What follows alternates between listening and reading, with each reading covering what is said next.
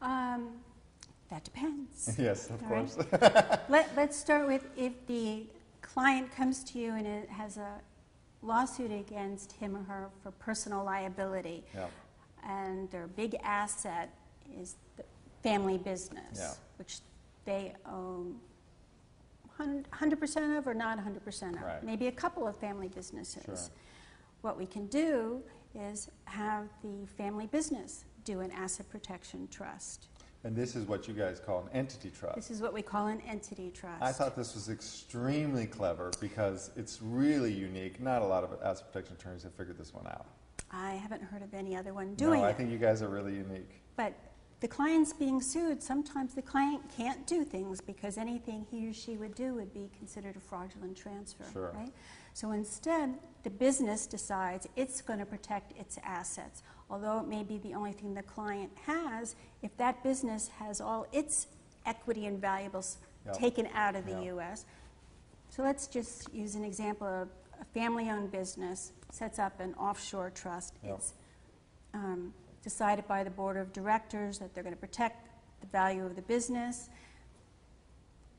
It sets up an offshore trust, and then what does the business have? Some accounts receivable, maybe some very expensive equipment, Yep. Some maybe cash, some working royalties. capital, Well, some to the- intellectual property, they have right. a patent. If it has cash, we can put the offshore trust that is settled by the entity. Yep. Well, the offshore trust can have an offshore account where that goes, right? And that money is available For working capital. for working capital. But generally, with these entity trusts, we make not only the entity one of the discretionary beneficiaries, but the officers, directors, family members Right. of the client. So that way, that money that would be there in the offshore trust is available for their benefit. Sure. Okay? Well, and, Now- and entities sorry. do this all the time. Right. I mean, they create trusts. They do it for retirement purposes, a defined benefit trust. So this is not a totally foreign concept. It's just No, it's you're just that we're applying taking it to asset offshore, protection. Yes. and we're making it so that it's not available to the creditors It's brilliant. of the client that comes to us. Right.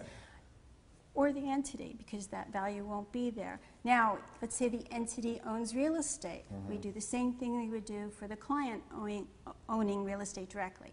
We have the offshore trustee find an offshore lender Yep. who will loan against the equity that the entity has, Yep. and that the proceeds will be deposited in an offshore bank in the form of a CD, so that equity is then frozen safely away offshore.